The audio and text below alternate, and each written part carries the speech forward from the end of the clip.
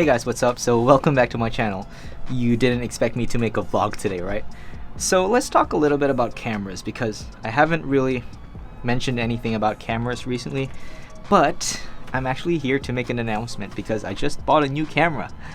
So before we jump over into that subject, let me talk about my main driver for the past few months. Let me get it. It's actually inside this dry box because I really care about my gear, so I really put them inside this refrigerator.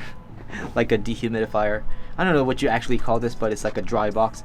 It keeps my gear safe and fungus free, and yeah, the humidity in Hong Kong is really crazy. So if you are a gear hoarder like me, I suggest you buy one of these dry boxes. And one more thing, I know that you guys are probably like, what is up with your hairstyle? So it's really hot, so I just did a little, I don't know what you call this, a ponytail. So I just put it like that to make it like, I don't know. Okay, let me be honest with you, I had a very bad haircut. I actually grew my hair very long already, like for the past year. And I just had a very bad day like a few weeks ago. I went to the barber shop or a salon and this lady couldn't understand English. So I tried what I could by speaking Cantonese and tried to explain what haircut I wanted. I just wanted to trim the ends of my hair because there was a little bit of a split hair thing going. So she ended up cutting so much and I got so frustrated, and I don't know, let's save that for another day, but let's talk cameras.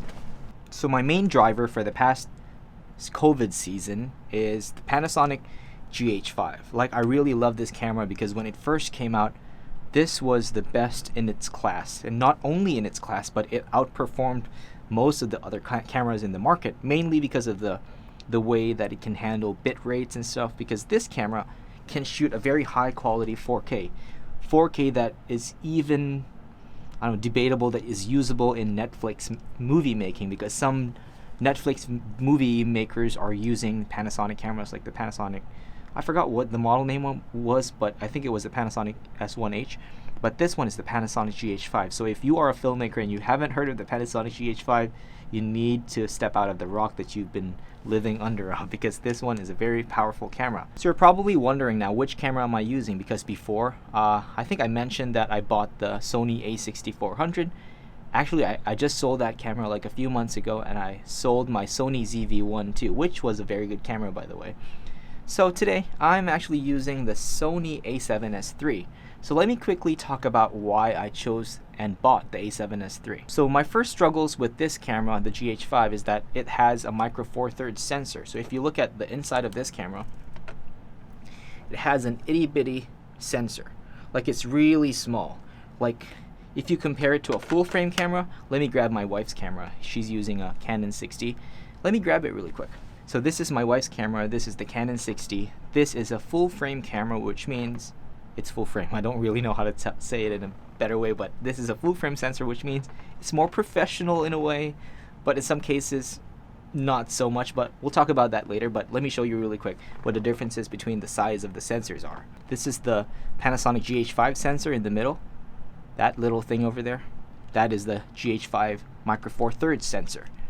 And this is a full frame sensor. I don't know if you can see it, but it's inside. Actually, it's hard to see because this is a DSLR, which means there's a mirror there.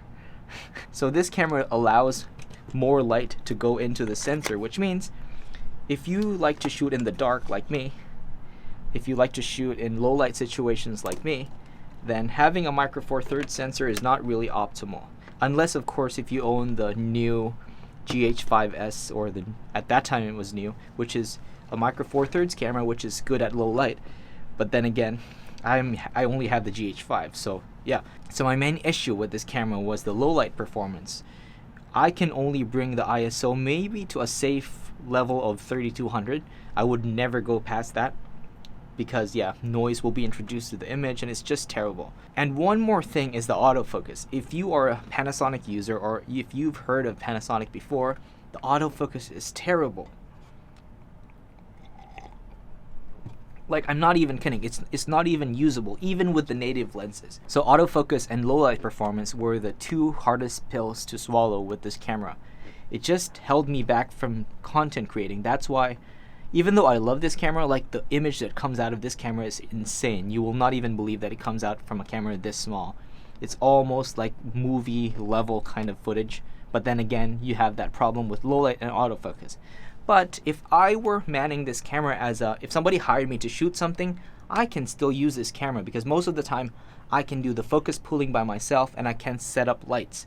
But if for YouTube, this is I don't want to say terrible, I'm sure a lot of people can make it work, but this camera is not optimal for making YouTube videos. So you want the camera to basically be invisible. You want to be able to vlog without stressing about autofocus or low light, because sometimes when you're vlogging outside, you don't want to keep racking focus, right? If the camera keeps hunting for your face and then you've been talking for an hour, the last thing you want is for the camera to have been out of focus for an hour. And one more thing is that let's pretend you want to vlog indoors wherein the lighting is just terrible and unpredictable. You don't want the camera to suffer when it comes to having to boost the ISO. So yeah, hence that Sony A7S III. I can't really show you right now because I'm recording with the A7S III right now, but this camera, when it first came out, I thought that I would never be able to afford, because first of all, it's insanely expensive, and it is expensive because not only do you have to buy the camera body, but you have to buy the lens as well. So that's another story, but I am using the Sony 16-35 f2.8 G Master lens, and if you don't know how much this lens is, this lens costs a leg and an arm, I think, and also some kidneys if you really have to get more lenses. So yeah. So I'm just basically sharing my struggles with the GH5. Like, this camera is still very usable. Like, if I were to shoot, like what I said, if I were to shoot for a company or somebody hired me to shoot, I would still use this camera. It's still very good. But if I want it to be as easy as possible, if I want the shoot to be as painless as possible, for me to not overthink about the camera, the A7S III is really the way to go. So yeah, so I've been using the A7S III for almost a month now, and I really love it. I'm like so surprised that sometimes I can get the ISO up to 10,000 and there is absolutely no noise. And I've seen other people on YouTube which even tried to put the ISO all the way to 5200. That is 52,000 ISO. Imagine that. The Sony A7S III can handle it. Of course, it will not be as clean as one shot with a lower ISO, but imagine that. With this one, there was already noise at 1,600, and this will have probably the same noise at 52,000 against 1,600 on this. So that's something to consider. One more thing that I like filming is skateboard videos. The problem with this camera is that yes, it does have 120 FPS in 1080, but again, the autofocus is close to unusable. But on this camera, camera can shoot 120 frames per second in 4K with autofocus and with audio. Like, how can you even top that off, right?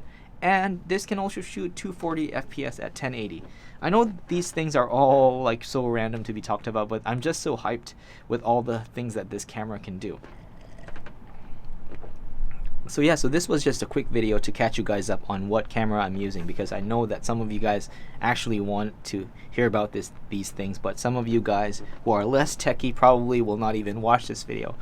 But yeah, thank you anyway for watching. But now it's my day off. I'm gonna enjoy the rest of this coffee and I'm gonna go play some Dota. And my wife's home, so I need to maybe stop playing later at night or else she's gonna flip. See you guys next time. Peace.